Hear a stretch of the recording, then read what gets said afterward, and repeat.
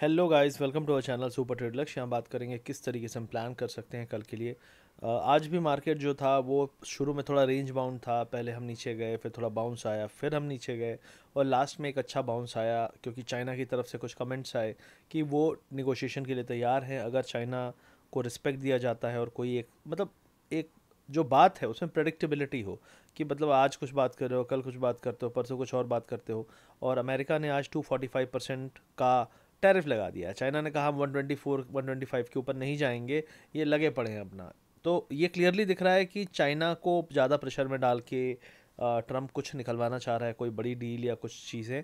तो मुझे नहीं लगता चाइना को इतना घंटा फ़र्क पड़ेगा इससे फ़र्क पड़ेगा किसको पड़ेगा? अमेरिकन कस्टमर्स को, कंज्यूमर्स को, क्योंकि जो भी चीज़ें materials, items, readymade, electronics etcetera जो भी अमेरिका में आ रहे हैं, इंक्लूडिंग आईफोन, चाइना में बन के आ रहे हैं। भले एप्पल जो है अमेरिका की कंपनी है, तो ये सारी चीज़ें महंगी होने वाली है। तो ये इनको अभी समझ में नहीं आ रहा है कि ये क्या गलतियां कर रहे हैं, बट सूनर देन लेटर इनको भी समझ में आएगा ट्रम्प भाई को कि ये क्या करके गए। ठीक है, गाली तो खा के गए ही गए पूरे देश की, लेकिन उसके अलावा भी क्या करके गए वो भी समझ में आएगा। तो फिलहाल मेरा यही था कि जो मार्केट है वो अभी न्यूज़ बेस्ड बहुत है और कभी ऊपर कभी नीचे, एक शांति के साथ ऊपर की कदम नहीं बढ़ा पा रहा है। कारण सिंपल है कि ट्रम्प सेम बातें नहीं कर रहा है। कभी टैरिफ है, कभी टैरिफ नहीं है, कभी पॉज है, कभी पॉज नहीं है। चाइना से बात हो रही है, नहीं नहीं ये फेक न्यूज़ है, खुद ही उड़ाते हैं न्यूज़। मैंने आपको ये चीज़ एक हफ्ते पहले कही थी। इसके चंगू मंगू चार पांच हैं। वो एक आदमी कुछ बोलेगा, दूसरा उसको काटेगा, तीसरा एक बाउंस लाएगा, दूसरा बाउंस को गिराएगा। यही चलेगा, ये अभी नहीं, ये अगले 4 साल यही चलने वाला है जब तक ट्रम्प से भी कोई बड़ी खबर ना आ जाए पूरी दुनिया के लिए जो ट्रम्प की खबर को भी फीका कर दे। और धीरे धीरे 3-4 साल जब हो जाएंगे तो लोग रिएक्ट करना कम कर देते हैं, लेकिन शुरुआती 1-2 साल में तो ट्रम्प कुछ ना कुछ ऐसे तांडव मचाता रहेगा। तो राइट नाउ यूएस फ्यूचर जो है थोड़ा रेड में है। अगर हम डॉलर की बात करें तो रुपी डॉलर का जो है 85.7 के आसपास है। डॉलर इंडेक्स 99.3 है। आई थिंक ये एक बड़ा कारण है जो एक अमेरिका में एक बॉन्ड डील्स जो हैं वहाँ पे बड़े बड़े कंट्रीज़ बेच रहे हैं जो उनका बॉन्ड है, जो उनकी सेफ हेवन की तरह अमेरिका को देखा जाता था। डॉलर जो है एक रिप्रेजेंट करता है बहुत बड़ा कि डॉलर की स्ट्रेंथ, कि हाँ अमेरिका की स्ट्रेंथ है, डॉलर गिर रहा है। कारण सेम है, टैरिफ। और डॉलर के गिरना कारण है कमोडिटीज़ का ऊपर उठना। जैसे कि आप देखेंगे यहाँ पे गोल्ड, सिल्वर ये रॉकेट की तरह उठ रखे हैं। ये सारा का सारा खेल फिलहाल डॉलर के कारण है। दो चीज़ों के कारण गोल्ड नॉर्मली जाता है। एक सेफ हेवन बाइंग, जब बहुत रिस्क हो, बहुत टेंशन हो तब जाता है। और दूसरा तब जाता है जब डॉलर में फॉल आए, तो डॉलर के कंपैरिजन में भी एक जो गोल्ड है उसको बेनिफिट मिलता है, तो कमोडिटीज़ को इंक्लूडिंग मिलता है। तो आप देखेंगे यहाँ पे कि गोल्ड सिल्वर दोनों ऊपर हैं। और मुझे ऐसा लगता है कि यहाँ पे डॉलर जब तक बाउंस नहीं करता इन दोनों में आपको फॉल नहीं दिखेगा, लेकिन ये टेम्पररी है। कई लोग सोचेंगे गोल्ड का राइज परमानेंट है, नहीं। गोल्ड का राइज ये बहुत बड़ी रैली है जिसके हम टॉपिश एरिया में हैं। तो जब भी ये रैली ख़त्म होगी, क्योंकि ट्रम्प की पॉलिसीज़ आर लाइक मैक्रो, वो 2-2, 3-3 महीने में ऐसे नहीं बदलेगा। वो अभी जो चल रहा है टैरिफ, वो 3 महीने, 4 महीने, 5 महीने से हल्ला कर रहा है। अब जो बदलेगा, राग छेड़ेगा, अगले 6 महीने चलेगा। तो अब गोल्ड अगर इस सिचुएशन में अच्छा कर रहा है तो इसकी जो कॉन्ट्रा सिचुएशन होगी उसमें अच्छा नहीं करेगा। वो जब भी होगी उसका कारण ट्रम्प लाएगा, कैसे लाएगा, क्या लाएगा, वो देखने वाली बात होगी। तो ये सारी चीज़ें ग्लोबल बातें हमने कर ली। और वही चाइना का हेडलाइन है ब्लूमबर्ग में भी कि China open to talk, but America अभी भी छिटक रहा है, कूद रहा है इधर से उधर।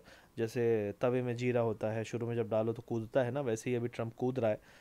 तो देखें कब ठंडा होता है और कब वो बातचीत पे आता है, because that will be major driver for the markets. तो यहाँ पे कुछ इंपॉर्टेंट बात कर लेते हैं, फिर हम जाते हैं चार्ट्स में और थोड़ी क्रिप्टो की बात करेंगे और इंडियन मार्केट में कुछ इंडेक्स और सेक्टर्स की बात करेंगे।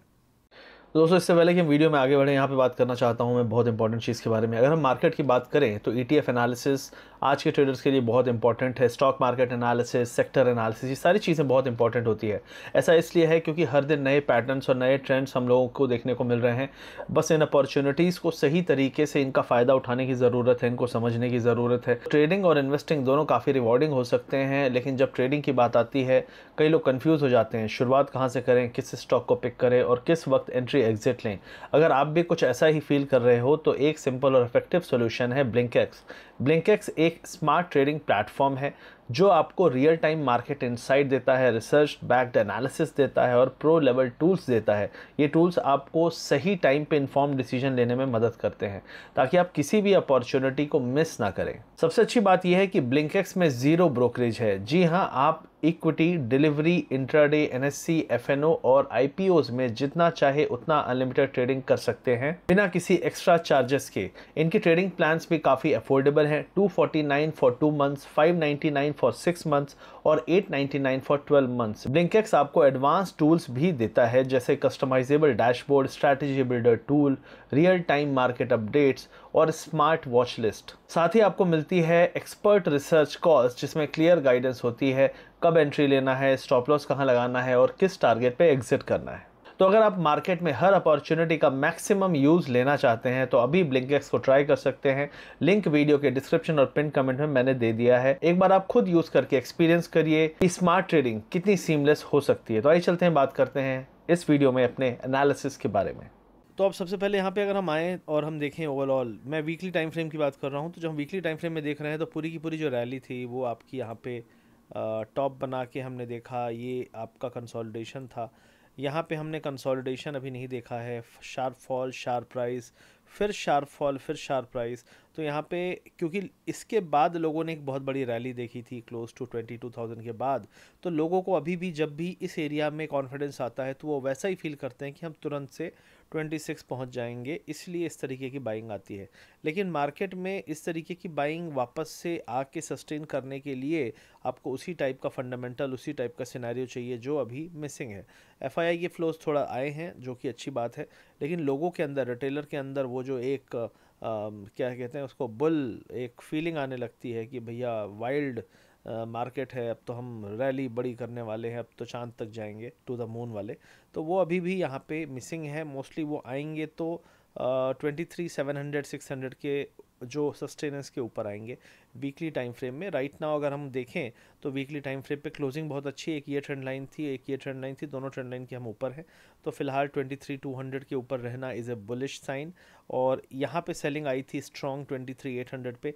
अगर इसको काट गया मार्केट, इसके ऊपर निकल गया तो बहुत बढ़िया एक रैली 24,700 तक भी आ सकती है। कई लोग कहेंगे यार 24,700 गया मार्केट तो क्या हमारा पोर्टफोलियो बहुत अच्छा करेगा? कह नहीं सकते, क्योंकि सारे सेक्टर अच्छा नहीं कर रहे हैं। जैसे बैंक कुछ ज़्यादा अच्छा कर रहे हैं। आप देखो बैंक निफ्टी अपने ऑल टाइम हाई के पास है, ऑल टाइम हाई के पास, ठीक है, 54,200 था, तो मतलब 1000 पॉइंट में तो आप ऑल टाइम हाई पहुंच गए। लेकिन बाकी सेक्टरों का हाल बुरा है। लेकिन बैंकिंग का कंट्रीब्यूशन बहुत ज़्यादा है और बैंक अभी भी स्ट्रेंथ बहुत दिखा रहे हैं। बैंकिंग स्टॉक्स ने यहाँ पे एक ब्रेकआउट दिया है, ये ट्रेंड लाइन थी। तो ये बैंक ही मेजर ड्राइवर होने वाला है मार्केट का अगले जो भी टाइम, हफ्ते 2 हफ्ते। और ये कारण भी क्लियर है कि भाई टैरिफ के कारण आईटी को दिक्कत हो सकती है, मेटल को हो सकती है, फार्मा को हो सकती है, लेकिन बैंक को इतनी दिक्कत नहीं है। और रेट कट्स भी हुए हैं, इकोनॉमी को बूस्ट करने की सरकार की पहल भी है। तो मुझे लगता है ये एक अच्छी न्यूज़ हो सकती है यहाँ पे। तो overall banking is the main driver. और अगर निफ्टी की बात करें तो निफ्टी में भी आप वीकली टाइम फ्रेम में देखें तो आपने 20 वीक मूविंग एवरेज के ऊपर क्लोजिंग अभी फ़िलहाल चल रही है। मार्केट उसके नीचे नहीं आ रहा है, जो कि अच्छी बात है। इससे लड़ भिड़ के इसके ऊपर टिका हुआ है। और अगर इसके ऊपर टिक गया तो अगले कुछ हफ्तों तक एक अच्छी रैली मिलेगी। अगर हम पुराना हिस्ट्री देखें, जब भी हमने वीकली मिडिल बॉलिंजर को क्रॉस किया है उसके बाद लगातार अगले 1-2 हफ्ते हम ऊपर गए हैं और अपर बॉलिंजर तक गए हैं। तो पुरानी हिस्ट्री को देखते हुए तो ये लग रहा है कि अगर हम इस हफ्ते टिक गए और टैरिफ का जो ये बहुत नेगेटिविटी मार्केट ले रहा है ये अब नहीं बढ़ेगा और कम होने के चांस है, तो ये एक अच्छा साइन होगा मार्केट में यहाँ बुल्स के लिए। लेकिन 24,700 तक जाते जाते फिर से मार्केट को एक थकान मिलनी चाहिए और हो सकता है यहाँ पे जाने के बाद हम फिर से एक लंबा कंसोलिडेशन करें कुछ महीनों का और फिर रैली करें। एक झटके में नहीं तोड़ेगा, टाइम लगेगा, लेकिन एक अच्छा बेस फॉर्मेशन, अच्छा साइन यहाँ पे मार्केट दिखा रहा है। यहाँ पे अगर हम मिड कैप्स की बात करें जो कि काफ़ी अभी पिटे हुए हैं, तो यहाँ पे भी सेम है। इस एरिया में बेस बना था, यहाँ पे भी बेस बनने की कोशिशें हैं। थोड़ा 20 वीक मूविंग एवरेज, मैं लार्जर टाइम फ्रेम में बात कर रहा हूँ क्योंकि यहाँ पे हम मेजर स्ट्रक्चर की बात कर रहे हैं कि क्या, सवाल सबका यही कि क्या अब मार्केट सेफ जोन में है। तो उसका आंसर यहाँ पे आपको मिल जाएगा 52,800 के ऊपर निकलने पे। मिड कैप में भी एक अच्छा अपसाइड यहाँ पे आएगा। 20 वीक मूविंग एवरेज हर जगह आपको नाप के रखना चाहिए। आईटी बहुत ज़्यादा ओवरसोल्ड है। आईटी कम बैक करेगा तो वो निफ्टी को एक मेजर बूस्ट देगा, जिसके दम पे अगर गया तो 300, 500, 700 जो भी है वो जाएगा, तो आईटी को भी उसमें सपोर्ट करना पड़ेगा क्योंकि इसका भी वेटेज काफ़ी है मार्केट में। मेटल जो है अभी भी बहुत ज़्यादा बुलिशनेस नहीं दिखाया, कारण वही चाइना का है, लेकिन बॉटम से एक अच्छा बाउंस हमने देखा है, जो ये ओवर यहाँ पे एक झटका था और हम वापस से गैप्स वैप्स को फिल करते हुए दिख रहे हैं। सपोर्ट आपका 8000 पे है इस सेक्टर का, तो ये एरिया में काफ़ी, देखिए कितने सारे सपोर्ट्स हैं, तो ये एरिया आपके लिए मेजर सपोर्ट एरिया है। यहाँ पे अगर वापस से आएगा तो ये एरिया सपोर्ट इसको देगा। पीएसयू बैंक की बात करें तो पीएसयू बैंक कभी भी सपोर्ट नहीं किया है, लेकिन अगला जो क्योंकि अगर bank Nifty all time high पे है तो बैंक्स में पीएसयू बैंक पीछे नहीं रहेंगे, और मुझे लगता है ये भी 20 वीक मूविंग एवरेज क्रॉस किए हैं, तो पीएसयू बैंक यहाँ से एक अच्छा अपसाइड दिखा सकते हैं। आपका ये वाला जो एरिया रेफरेंस पॉइंट है, ये आपका रेजिस्टेंस होगा 7200, तो करंट एरिया से अगर हम देखें तो अच्छा खासा यहाँ पे जगह है, और हमने क्योंकि 20 वीक मूविंग एवरेज क्रॉस किया है, तो I think this can be, ये line, this area can be taken as a breakout point. तो इसको वॉच करिए, इसको देखिए, थोड़ा ऑब्जर्व करिए, क्योंकि बैंक निफ्टी अगर ऊपर जा रहा है तो कोई बैंक्स जो पिटे हुए हैं, जो नहीं चले हैं, वो भी चलने की कोशिश कर सकते हैं। तो ये ओवरऑल हो गया आपका मार्केट के बारे में। अभी हम थोड़ी क्रिप्टो में चलते हैं।